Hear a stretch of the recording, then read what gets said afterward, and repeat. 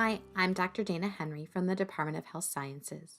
This video reviews what is the Scholarship of Teaching and Learning, or SoTL. One definition for SoTL is thinking about it as evidence-based teaching and learning scholarly activities.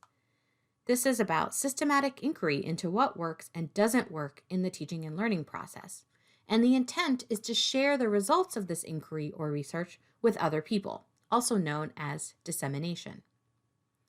One question people often ask about SoTL is, isn't it only for educational researchers? After all, that is their area of expertise. And the answer is, not necessarily.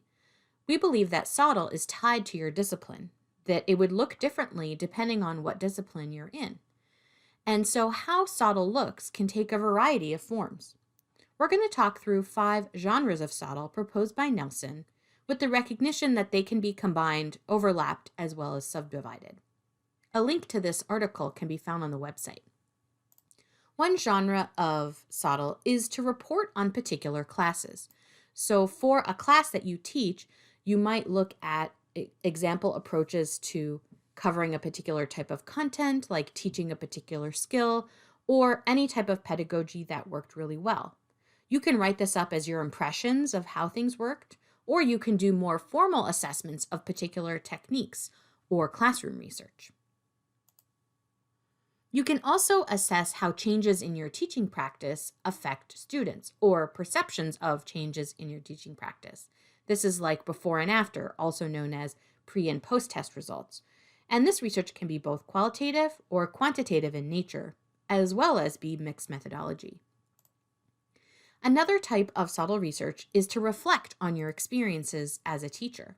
For example, how did you develop a particular teaching idea, and how do you disseminate it to other folks who teach similar classes? You can also think about some self-reflection that you've gone through and summarize the knowledge that you've gained by putting together something like a course portfolio. You can also look at particular frameworks or evaluate frameworks that look at solving particular problems in a classroom. For example, methods that have worked to help students who are performing poorly in a particular class or on a particular topic. You can also compare courses or compare students and see how they change across time. You could explore a key issue and compare different courses or different sections of the same course, or compare different courses but using a common assessment instrument to see what course design might work the best.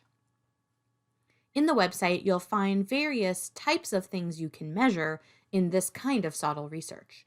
For example, measuring student knowledge, attitudes, confidence, etc. Another type of SoTL research is formal research that follows your disciplinary conventions. This can also be qualitative, quantitative, or mixed methodologies.